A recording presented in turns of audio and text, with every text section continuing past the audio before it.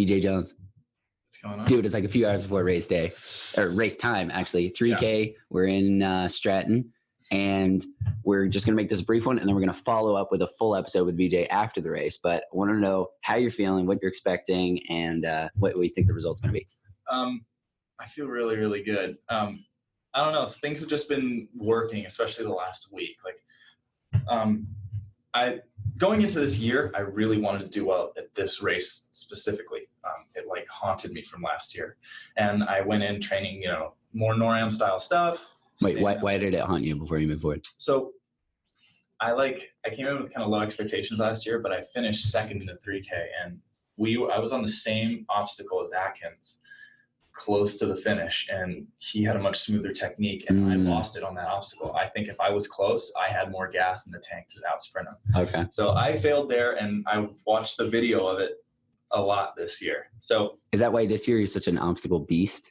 No, I honestly, I focused a lot more on my running this year, because then I started changing focus. I got a taste of a little Spartan victory this year, so I started okay, well, you don't need that much strength for Spartan, so just put a lot of running work in and that kind of stuff.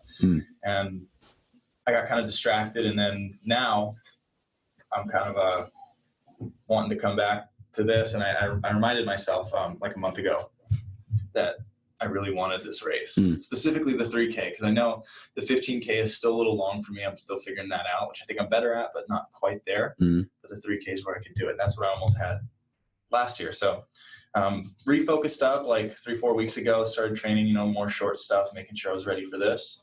And in the last week, things have been really, really good. Just going on a couple light test runs, and my fitness has just been really awesome. So okay. So what's your prediction? We go off here in 3 hours. How do you think it's going to go? Well, who's here first? We got Atkins. We got Woods. We got Kempson. Okay. It's Matt Kempson. Ryan Kempson. Oh, Ryan. Ryan Kempson. Is Matt racing? I don't know. I don't know. Okay, both the Kempsons are here, but we know Ryan is racing. For sure. Okay. Yeah, and I mean, there's a couple wild cards that'll probably show up. I don't know if Logan Broadbent's here, but he's a pretty gifted dude. Really fast, speedy little guy. So with that in mind, what do you have to do to win? And is that your goal, to win? Yeah, my goal is to win. I mean, I'm going to race where I need to win. I'm going to stay at the front as long as it takes. Okay. Hopefully it only takes 15 minutes. That'd be sweet. But yeah, I mean, yeah, that's what I'm here for. And I have to be able, in order to win, you have to go into this race confident that you can take down and smash everybody that's here. So that's to win. So you're going to smash. So I have to be able to take down Atkins. I have to be able to take down Kempson, and I have to be able to take down Woods and whoever else that shows up. So I have to believe that I'm the best one for this race here. Okay. Which I do. I think so too. So he's my pick. I have either Atkins or Kempson in second place, and Woods in fourth. Maybe who's the other one? Logan Broadbent. Oh, but you're not sure if he's coming. I'm not sure if he's here. I'm not really sure who's here. Okay, cool. All right. Well, this is a quick wrap up because we actually have to get to the race site. I am racing, but I can only race to as far as I can without my face bleeding out of my mouth. So I'm just going out there to have fun and see how fast I can run. Veejay, good luck, dude. We'll circle back in a few hours.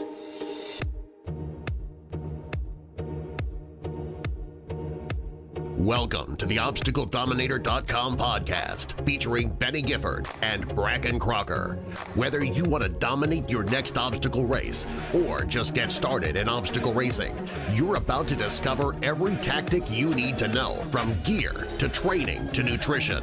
Get the latest tips from the trenches, get your questions answered, and show up at your next obstacle race ready to dominate.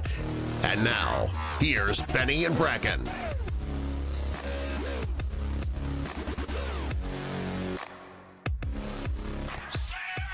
So Veejay, we started off this podcast with your estimation of how you were going to do.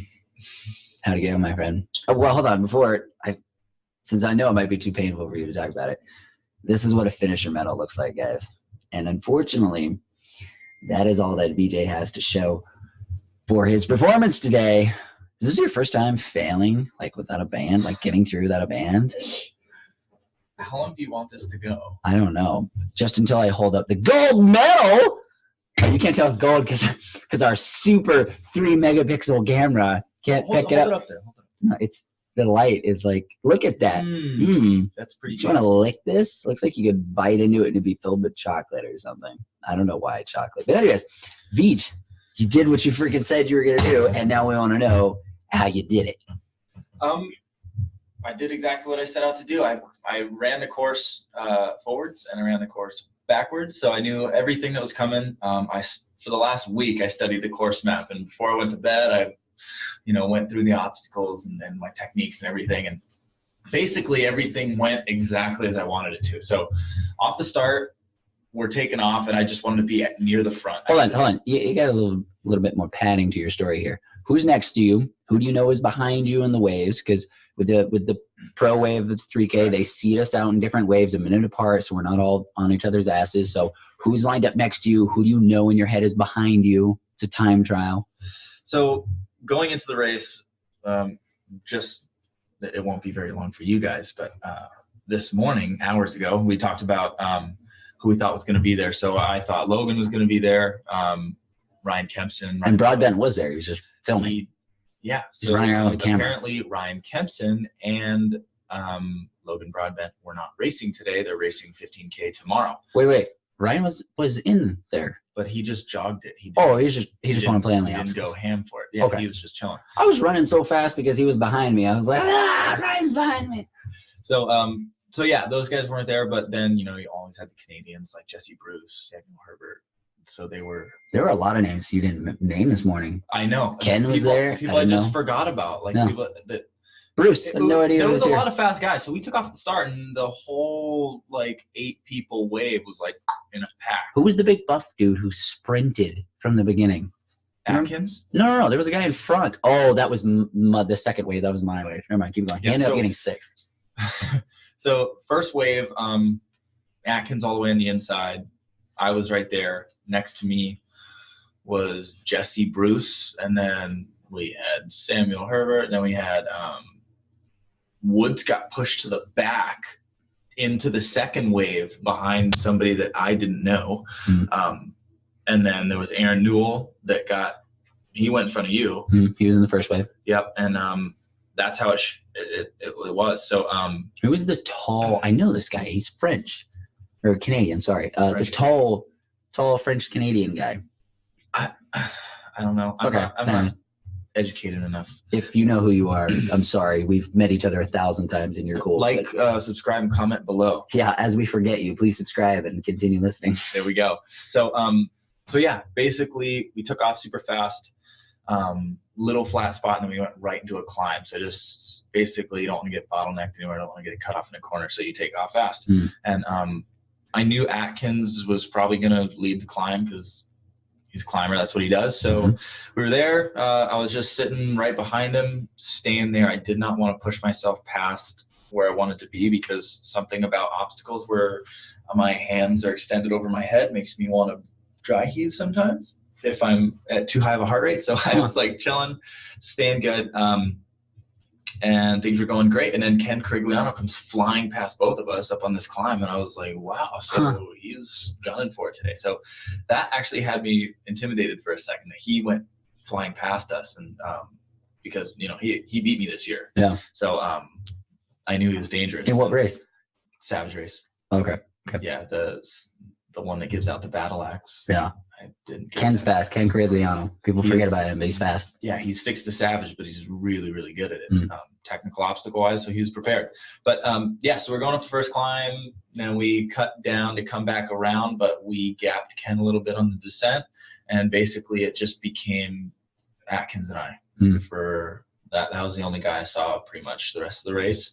But then we hit Valkyrie, went up. We pretty much matched each other through that obstacle about the same time. And what is Valkyrie for anybody who doesn't know? So Valkyrie was this A-frame shaped obstacle like this. So you think Stairway to Heaven with the ladder type thing. This was rings. So you're just going to go up to the peak of the rings and come back down. And so so we matched each other through that obstacle. You guys use each ring or skip? I skipped rings and then skipped the top 2 rings.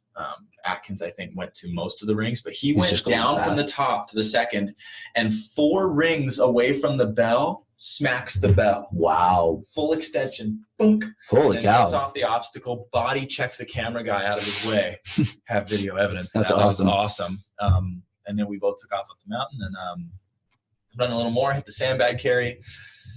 And my main goal was just like stay relaxed on it because I knew he can out carry me. He can out carry me. Was that, So that was you, showing you carry with how- your forearms? how lean my body is. Come on, Beej. We know it comes down to aerobic capacity, not strength. I don't know, the sandbag carry Yeah, but uphill, you're carrying it. You're not doing reps with it. reps of uphill carry But running. steps. Steps. It's like box step, like step ups.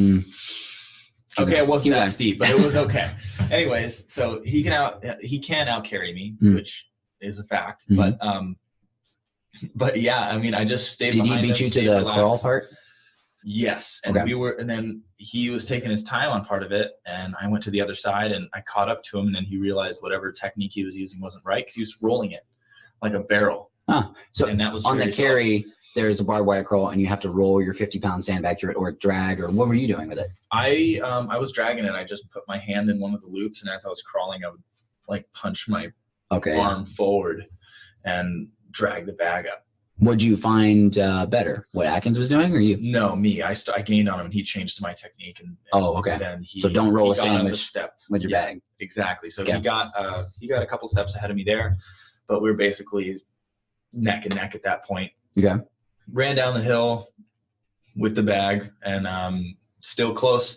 Come down around the corner after we put the bags down. Then we got to the gaff, and those were there was going to be 4 technical obstacles in a row. So it was going to be the gaff, underdog from Kempson Designs, which was the monkey bars with the cargo net on it, and then Skull Valley, which a lot of people know, and then the new Gibbons obstacle, which there's a lot of hype around, so I'm sure you guys know what it is too.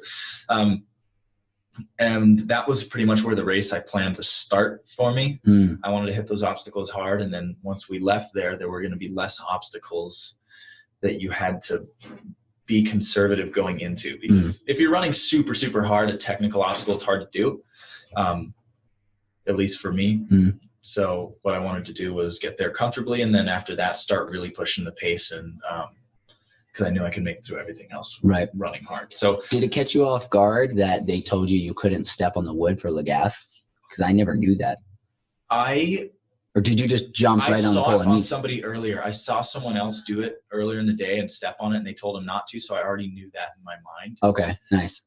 Just wondering, because every second counts on these obstacles, especially for someone who's trying to maximize on the obstacles when you know the climbs are going to put it into you. So you just jump straight into it.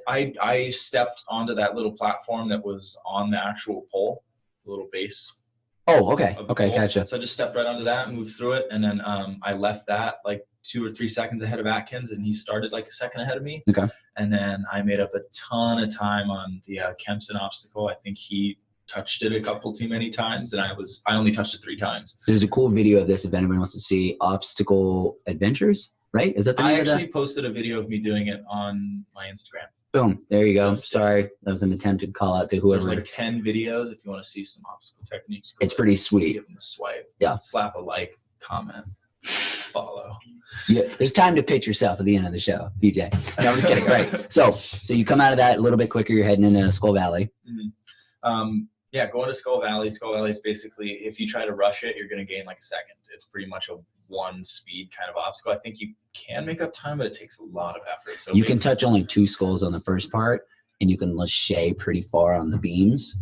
And then I still touch 3 of the skulls because at that point it's weird. Like I was doing underhands with the skulls. Oh, like monkey But it's bar style. awkward. It's weird. You don't want to try I know it what in you're a doing. race. I've done that. But because on it's a like a different scoop, it puts your wrist in a weird position. Mhm. So I wouldn't recommend doing it a lot, but if you're That's desperate. kind of how I do twister though, twist the hands. But yeah, so basically I did it normal, shimmy to the side, cross the beam, shimmy to the side, hit the bell, and I had a little lead going, which was pretty cool. But I knew Atkins was coming. Right. He's a closer, so I took off, pretty much jogged over to the Gibbons. Intentionally trying to get your heart rate down? Or? Intentionally just staying relaxed, because if I finished Gibbons feeling like I had a little recovery, I was going to be able to fire up a good run, versus if I came out of there like super gassed. And the obstacle is all about control. It's not big speed. It's nothing like that. It's about small controlled movements and making your way through. So with a high heart rate and you're shaky and you're trying to go through, it's not going to work. So got to it. I was still up in the air. I didn't know if I wanted to go right to the third one, then try to lâcher, or what I was going to do. So I just got on the obstacle, felt it, went through one, and just said, you know what, I'm just going to go for it normally. So I moved right through nice and smooth. Skipped the last one, hit the bell, put him in the bucket, and ran off. But I thought Atkins was right behind me. But turns out it was Logan running with the camera right behind me. So I thought Atkins caught me on that obstacle, when actually he used a chicken wing technique, which I think was his deal breaker for the race. Honestly, I put so much time on him on that, just because the way that he did it took so much longer. I mean, it didn't take him multiple tries, but he had to set the thing, throw an elbow through it, bring his elbow off the previous gibbon. Without it falling off the rack. Without it falling off, touch it, do that. And he did that 4 times, which was... As somebody who's racing at his level at this race, can you explain to me what he was thinking? I could not believe that he did that. When I heard that he did it, I easily the best grip strength in elite obstacle racing right now. Like it's you think of Atkins and you think strength. Yeah, he's the guy who did like the 14-minute dead hang. He can do one-armed pull-ups on nunchucks. On nunchucks. So why is he doing that? I don't know. I haven't talked to him about it.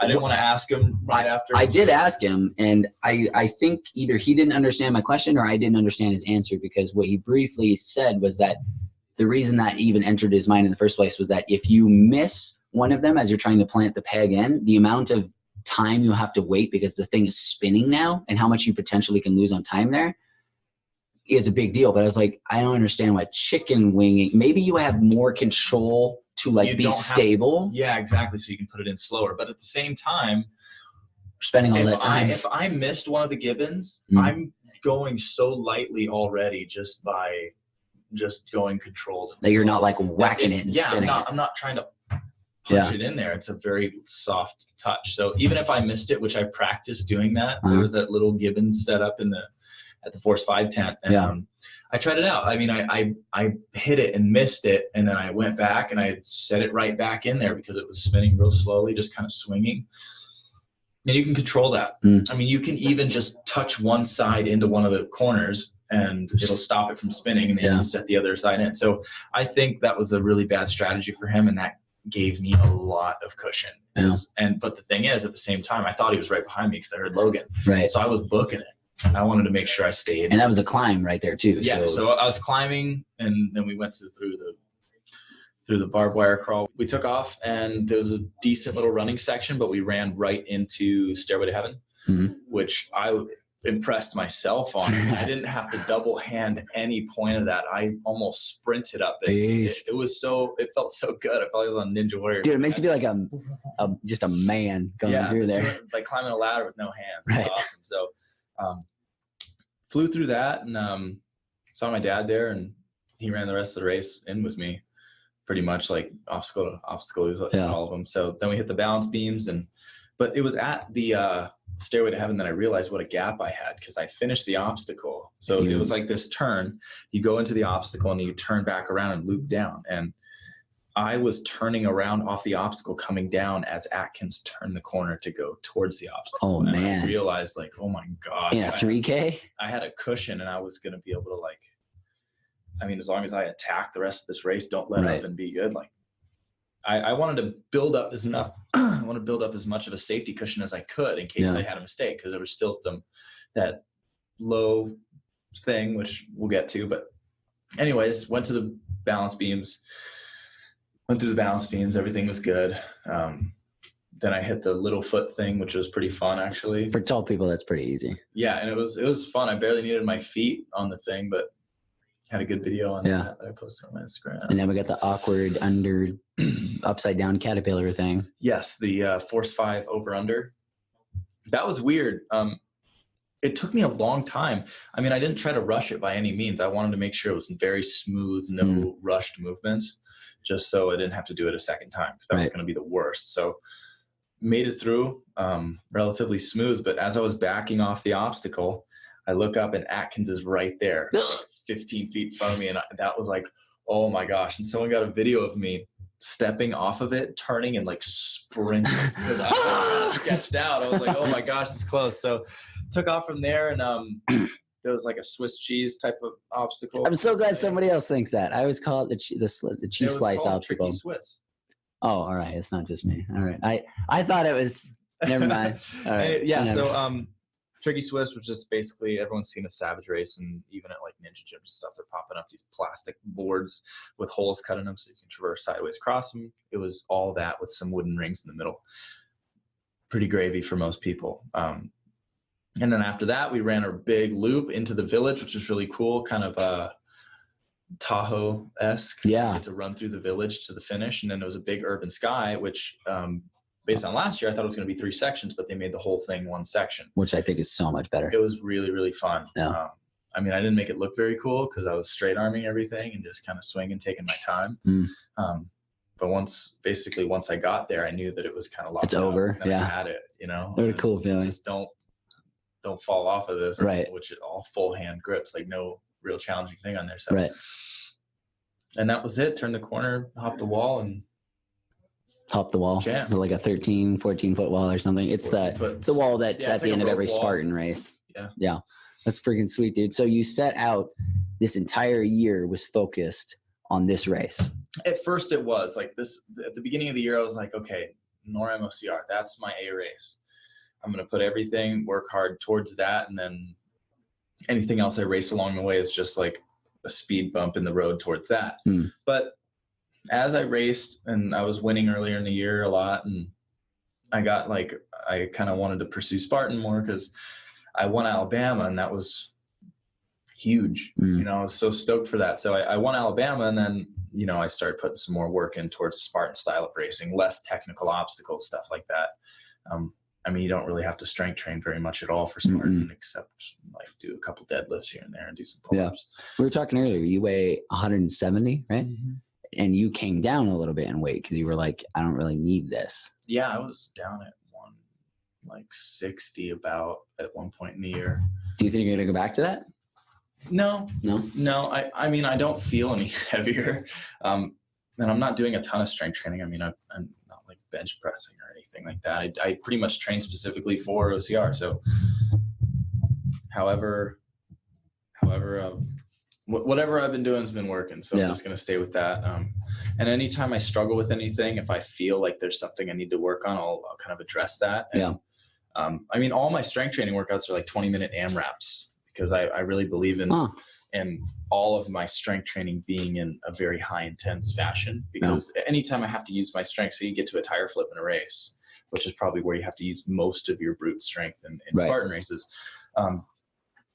your heart rate's going to be really high and you're going to be in this intense state. So I don't know why you would be totally rested and come up to this lift and do that. Well, don't you think there's an important aspect to the strength building side of things, where if you have a lower heart rate and you're going for literally just a pure increase of strength, not teaching your body how to perform feats of strength with a higher heart rate, but simply just raising the number of...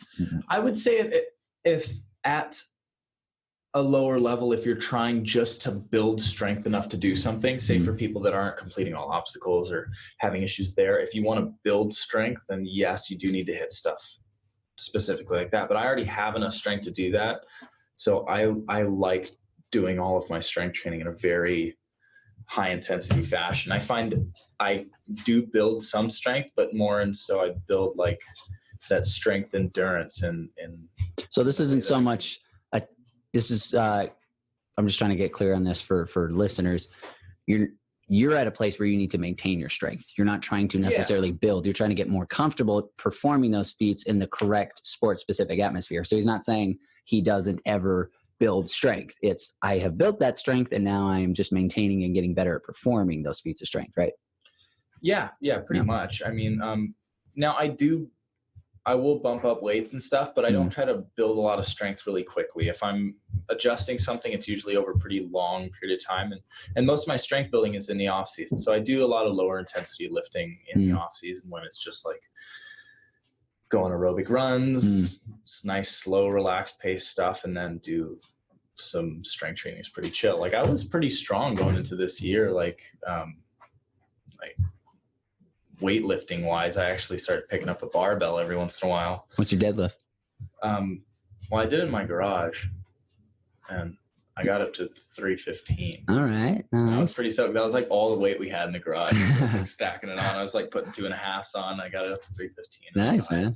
So I was pretty stoked about that. Yeah. And I didn't try to go any heavier, which I know I could, but I power cleaned 205. No. I did. I have a video of it. Really? Dude, that's sick. Yeah, I actually got really good at power cleaning. I don't know, like I can't do the squat clean where you get really low on it. I just don't think I have the right form. And we'll go visit Hunter and he can help show me how to do it. Do you have good form on the power clean? Are you doing the full thrust and everything? I pop it up and I only bend my legs. No, I'm talking about like where you thrust into the bar and you use that pop to get it up. It hits me in the quads. Well, it's supposed to. My hips. It's supposed to hit like the top-ish of the I don't quads. have my arms far enough apart. So yeah, Right. it bumps my quads. Okay. Pops it up. I've never. My power cleans are pretty good. My regular clean, like a squat clean, is not good, but my power clean is pretty decent. I've never been able to. The most I ever got on a power clean was 225, and I'm like kind of stuck in a certain area there because I refuse. One time, I caught my junk really bad. Oh, dude! And ever since then, I'm like, it's not worth it. I don't care about getting cleans that high, and so it's like a psychological thing. I cannot get it.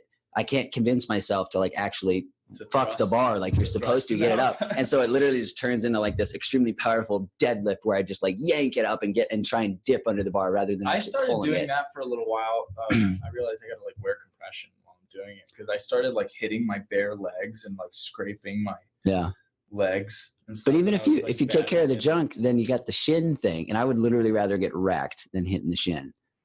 Hunter, this happened when we were in Park City, and Hunter was watching me all the time. He's like, dude, quit being a pussy. He's, that's his thing, he says. And I was like, I'm sorry, I don't feel like rubbing metal across my shins or my junk. And I don't care about power cleaning that much. So whatever. Different goals for different people. Right, exactly. Yeah, Hunter. Sure. Okay. I'm strong. I'm a worthy soul. So for the fans at home, how do you get those bootylicious cheeks to stay on you while you run so much?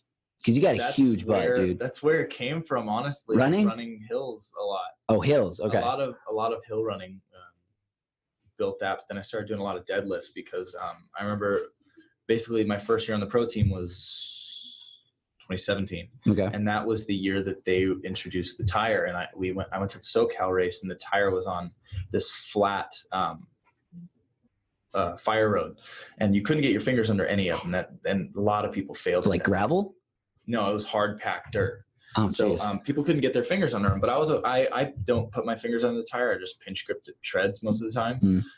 So it wasn't a real big deal for me, but I did struggle a lot in just the lifting motion of it, not as much as getting grip. My grip was fine, but I wasn't strong. So I started doing a lot more deadlifts, and that actually improved my bucket carry a lot too. Like I think of myself as a really good, real strong back. Yeah. My bucket carries are actually pretty good.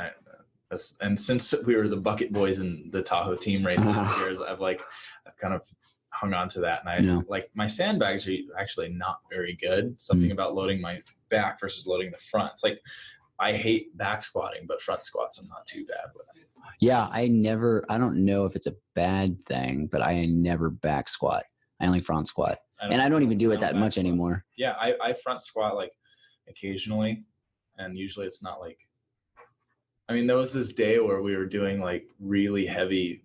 I don't remember how much I got up to, but I was at Hawk Gym up in NorCal, and I was they had this workout for us where we had to build up to like our max five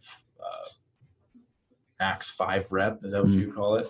Five rep max of front squats, and we kept getting heavier and heavier. And I don't know how much I had on the bar, but I was like, I'm gonna snap my spine. Yeah, I was like loading up a lot. But I got pretty heavy, and I was pretty proud of myself because there's some buff guys in the gym doing like about the same. Yeah, so it was cool. So speaking of buff guys in the gym, we don't know if Hunter is going to come back to OCR yet. Don't know what the final word is on that because then this is just me thinking. Hunter went to do a certain thing in CrossFit, and he didn't do it yet. And so I think he's going to stick around. I don't know. This is just talking. I heard him talking in interviews and stuff, or at least talking with Richard in a podcast he did, where he post games, pre-games, okay. where he said, I'm not trying to, stick with just CrossFit or stick with just OCR. He wants to do both. But he wants to do them right. And so if he wants to do CrossFit right, he can't mess around in OCR for a while. At least the way I think that Hunter thinks about it. At least in the sense of if he wants to actually be competitive. Like he got kind of boned this year too with the events that they let up right at the beginning. Ooh. Like right at the beginning of the game, they hit him with snatches. And it's like, oh, that's like, right. I think that's his weakest move from what I've seen. No, it is 100%. I don't talk to him all the time about what's your weakest lift, bro. But look, I'm going to preface this with the fact that the only extent of my knowledge with CrossFit has been my interest in Hunter being involved. And so I don't have a ton of experience with it. I've seen the documentaries. That's basically the extent of it. And I love CrossFit. It's amazing, dude. They get me jacked up. They're super cool. I was watching one of those like once a week. The Redeemed and the Dominant. Yes. Timmy won her first game. Yeah, oh my God. Okay, so I'm prefacing this by saying I freaking love CrossFit. I love watching it. The athletes are incredible. Love the whole thing and the idea. But I can't help but think from my uneducated viewpoint that they almost sacrificed a little bit of the integrity of the games by designing it for any other reason other than defining who the ultimate fittest athlete was and partially targeting Hunter. And honestly, I don't know. I'm just thinking because here's my reasoning. The two workouts that they did were like horrible for Hunter.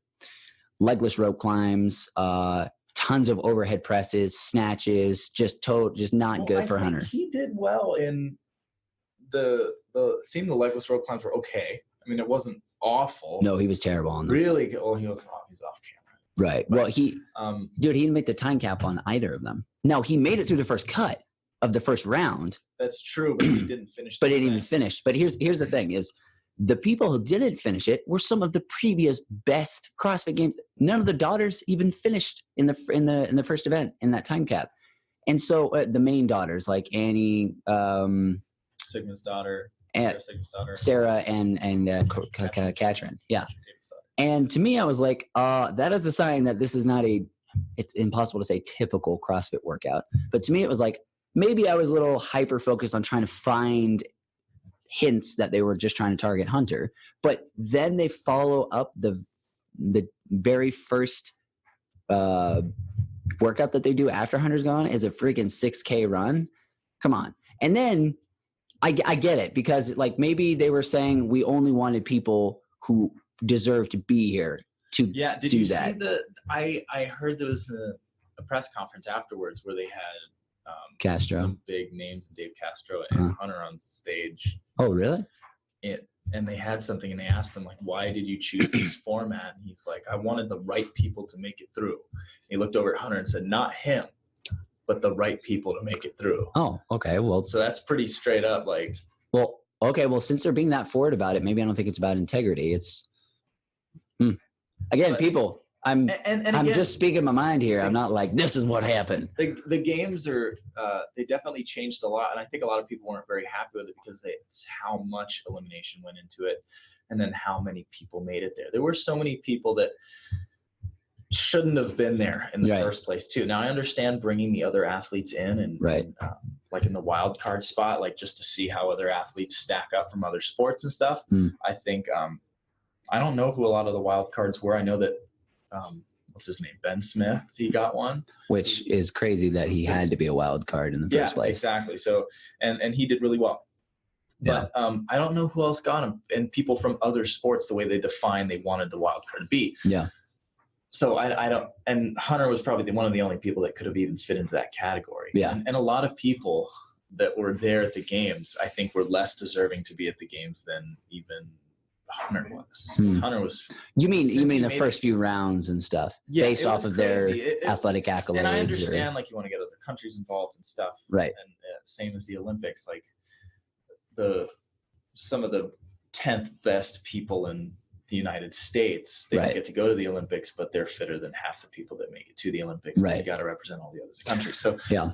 And I saw, again, I don't know the field well enough or the sport well enough, but I did see somebody say, ultimately, I don't know if I have a problem with the new format, because ultimately the people who ended up in the top 10 were supposed to be there. And so it's like, well, okay, even if you have an issue with the beginning, it ended with the same people winning. So I was like, which again, I don't know the field well enough. I'm just saying something I read. It does make me think a little different about it. I'm trying to be in the middle ground about it. But I think the last cup is kind of unnecessary, because they've always had 40 people at the games and stuff. And then that was interesting. With, 10? Yeah, I think it's just top 10. 10 people. So there's probably 8 CrossFit people watching this saying, no, you guys are so stupid. You don't know what you're talking about. We don't. We've said that 9 times. All right. We don't. Obstacle race. It's like if you guys started talking about the details of our sport, we're not going to no, you're wrong. You don't know.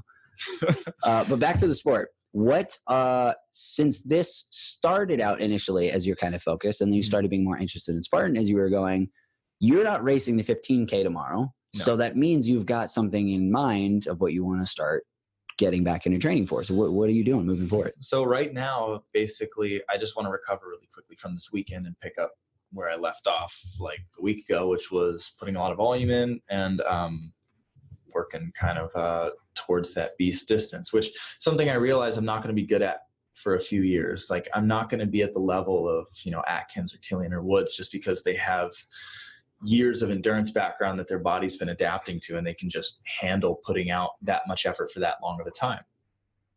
The best marathoner in the world isn't 20.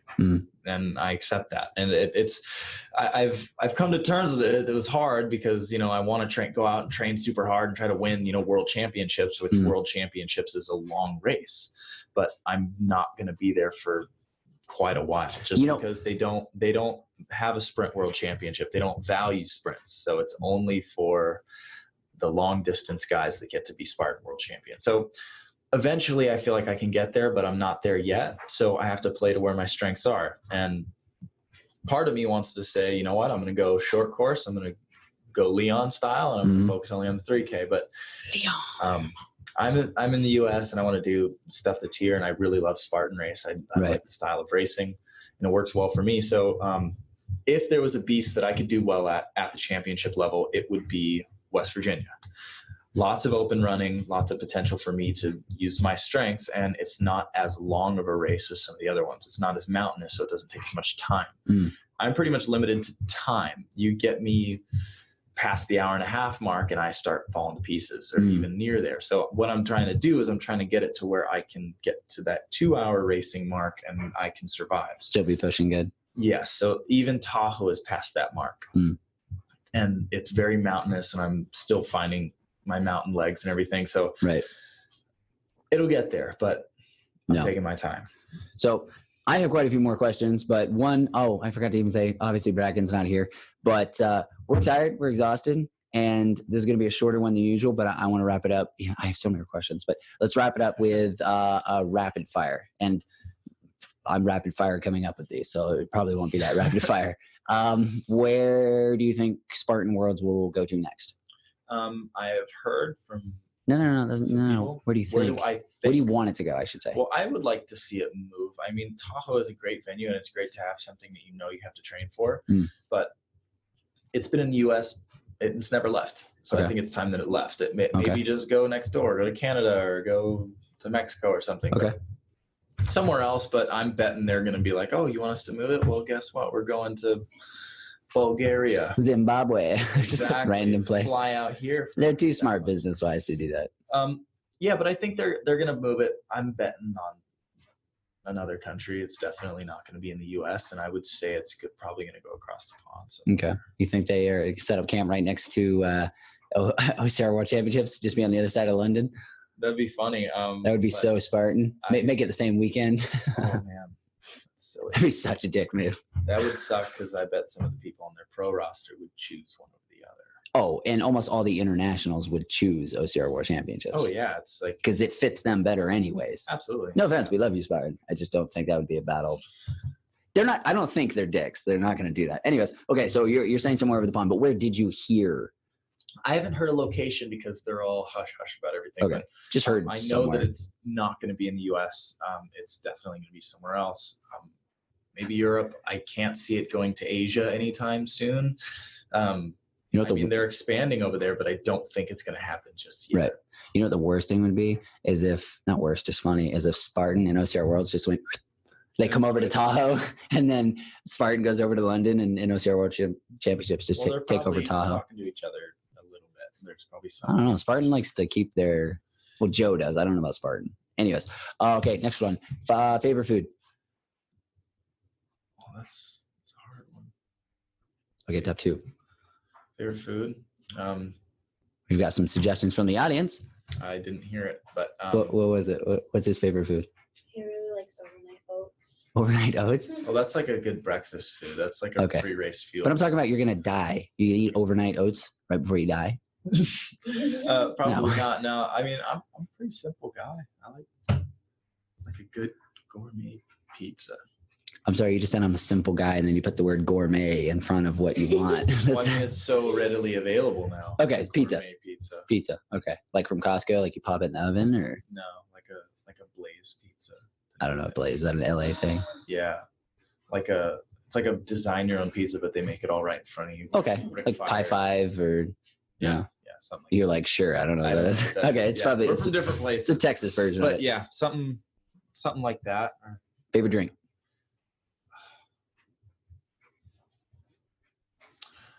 Watermelon flavored attack fuel. Smooth. I like that. Okay, it's not CBD root beer. No, not CBD root beer. No, VJ I actually really like it. Dude, it just tastes like root beer. Oh, no, wait, you're talking about. You're going back to root beer. Okay, No, we're talking about CBD root beer now. No, like attack fuel. It's really good. They got these new flavors that they worked with, and it tastes almost exactly like what it's supposed to. Like, it tastes like you're drinking watermelon juice. Have you ever had gelato? I have had gelato. Dude, there's this place called Frost. I don't know if it's anywhere but Phoenix. I think it's a franchise, so I'm sure it's somewhere besides Phoenix. But you walk in there, and they don't have a cook in the back. They have an artist. Like, they call him an artist because the gelato, like, it's all painted, basically, created, sculpted in the flavor of whatever it is. So if it's pineapple, he sculpts like a freaking majestic pineapple out of it. And the first time you've ever tried any of those flavors is at that place. Like, you go in there and you taste cherry and you're like, this is what cherry tastes like. And this is what vanilla tastes like. It was the first time ever. And it's incredible stuff. Anyways. Okay. So favorite drink is Attack Fuel. Dream dinner guest. Dinner guest? Yeah. Jim Carrey. I don't know why we say dinner, but Jim Carrey. All right. I would have dinner with Carrey. You fan of the comedy?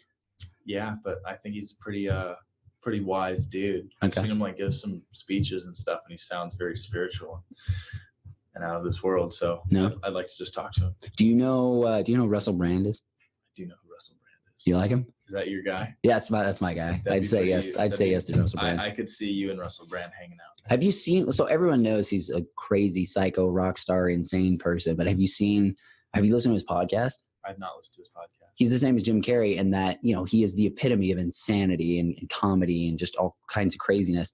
And then he has this podcast. It's called Under the Skin, and he interviews people like Deepak Chopra and Jordan Peterson and Sam Harris. And he holds these ridiculously intellectual conversations for hours with these people. And he's right on par with them. He's not like playing catch up or just reading off a script. It's incredible. He's one of those people who can, like Jim Carrey, they're on both ends of the spectrum. They can do it all. Those That's people, cool. Yeah, That's they blow really my cool. mind. I'll have to check that out. Favorite actor? And you can't say Jim Carrey. Like an actor. Yeah, not a non-actor. We don't want that. Acts. I don't know. There's like different people for different things. Like if I was going to go see an action movie, who do I want to see in the driver's seat? Probably be like Tom Cruise or something. Okay, if you're going to pick a movie, you don't know what the movie's about at all. You see this actor's name, you're going to see it. Who is it? No matter what it is. Oh my God. I'm having to break these most basic questions down. Like, what does favorite mean? Well, we'll get who's yours, just so I know. If Robin Williams or Will Smith? Robin Williams. Will Smith would be like. Robin Williams is my number one pick, but Will Smith is close. Because I'm thinking of movies with these people that I like, but that I didn't like. What? I'm thinking of an actor, Uh-huh. But if I see their name in the movie and I watched it, but I don't like it, So I got to find somebody that I haven't seen a movie that I don't like. Rapid fire. It's not super rapid for me. No, it's not. God, I don't know how to make this more specific. It's pretty specific. I just don't have an answer for you. Okay, all right. So VJ's not a fan of the actors and the actresses. Okay, workout of the week. Even though this is a race week, so okay. How about that? What does your race week look like leading up to something like this? Are you full on tapering? For this one, I did. Like last week, the stadium race, no, I trained right into it, and that was like my last like kind of hard workout. And then I did a longer run after it, and then it was all aerobic. But this week, training into sounds like lactate or running at threshold. It's like this. Everyone has a different view in their head of what it means. So for you, what does that mean? You trained on Friday? Yeah, I didn't change anything for it. Like usually for a taper, it takes me like this week I took Wednesday and Thursday totally off. I didn't do anything. Okay. And so what instead? Some people. So Thursday you did like a track workout or something, or? Yeah. So before that, I did a tempo run on Thursday, and then I just did like I guess like a relaxed like 30-minute run and some like pull-ups or something on the day before the stadium race, but nothing changed. I had like 2 days of intensity and 2 strength training days that week. And then, my aerobic runs throughout the rest of it. Like some were 2 a days and stuff, but nothing changed. Like for this week, it was super lax, like just right. It's a big race, more getting mental ready. Stuff and just keeping my body moving than really like. I have so many more questions to ask you, and I keep going here, but I'm going to cut it short because we're both exhausted. Final 2 things. Tell me your racing kit for what you wore and won in today. And so shoes, shorts, shirt, if you had any gear, nutrition, and then shout out to anybody you're sponsored by. And where we're going to see you next race. Okay, so that's 3 things. Race kit. But race kit first. Let's start from the bottom up. We got my Hoka Evo Jaws, which are really good for short, fast-paced stuff. Not my favorite shoe ever, but I'm waiting for a different shoe to come out till I can switch. But that was it. And then I was wearing some Stance socks, which haven't finished off the podium yet this year every time I've worn them. So they had some mojo left over.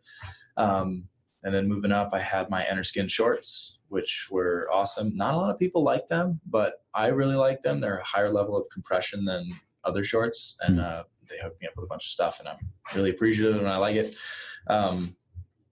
But yeah, that was that. But then, I got a lot of questions about them because it had big mode letters across it all year. So they thought they were mode shorts or something. Well, yeah. But no, that's just the nutrition company that I work with. Oh, so you have them branded with your exactly, sponsor. and which is now turned to Attack, which is the new name of that company. Oh, so Mode is Attack. It's Attack by Mode. Okay, because when you were saying Attack earlier, I was like, you're wearing a Mode shirt, VJ.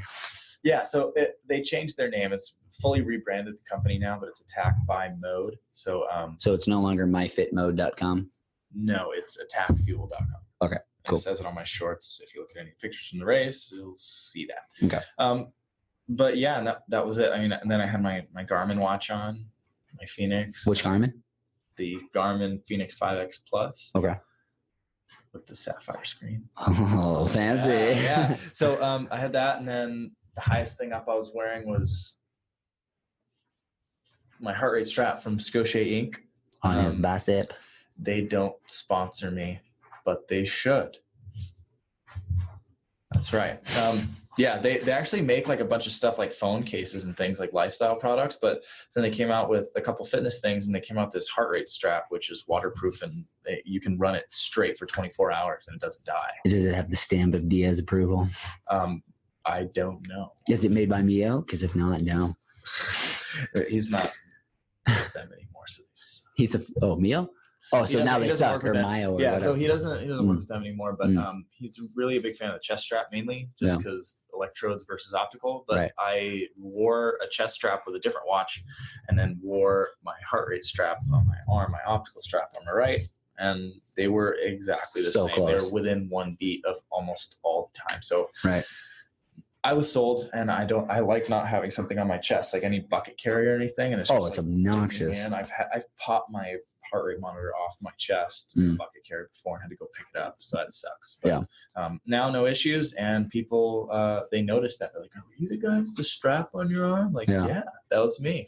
So, and I got the sweet tan line. Dude, that's where I wear, when I have a Whoop strap, I wear it on a bicep strap. And I always get that stupid tan line right there. I took pride in it. I did it on purpose. I started like. I mean, always that wearing cool tan line. Cool tan line. I'll call it the VJ tan line from now on.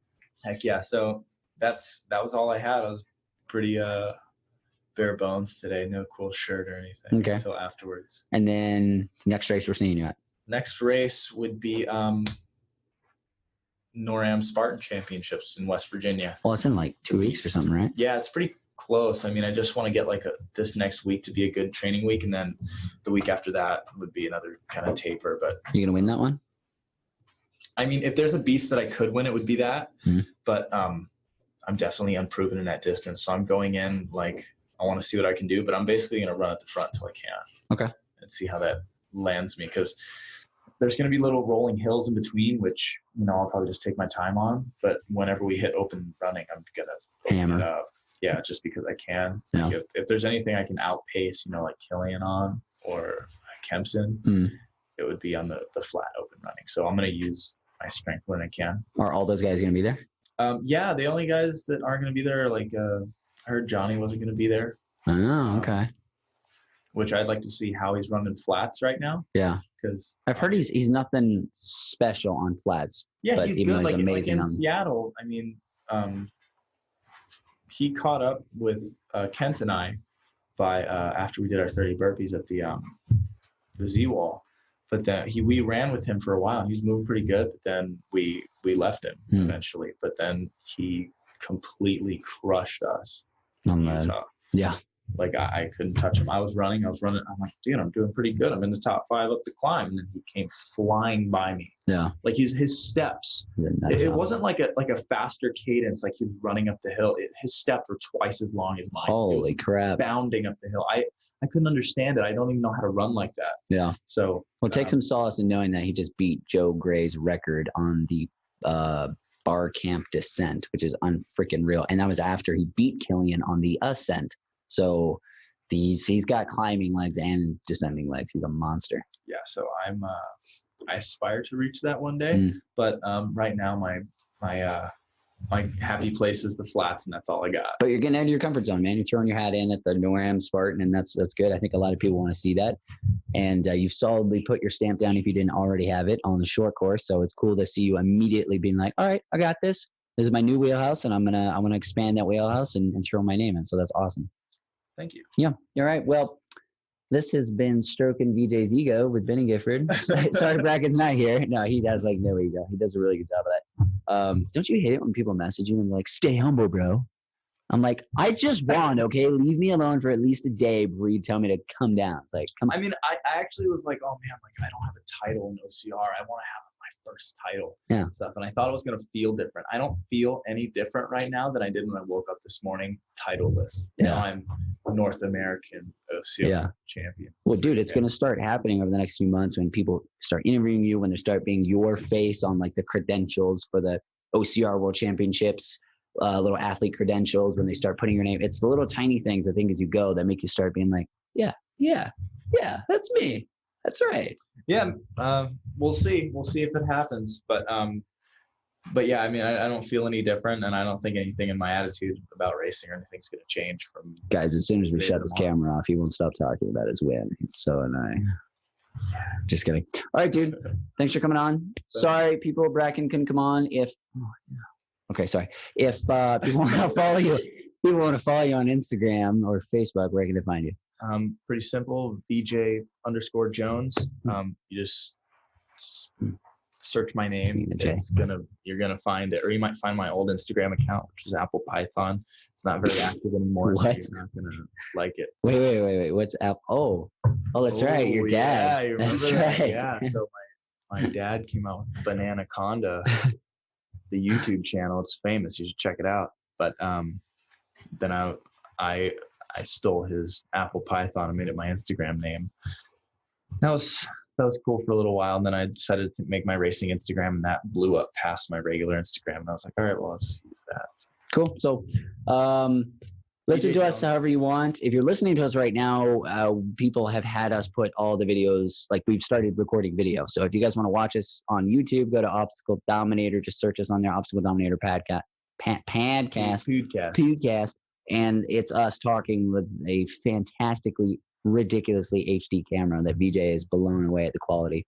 And yeah, that's us talking. And I guess the last thing I'll say is you're gonna get it. You're gonna get it. You're gonna get it. Visit obstacledominator.com for show notes, training, and racing resources, and leave your question for Beni and Brakken.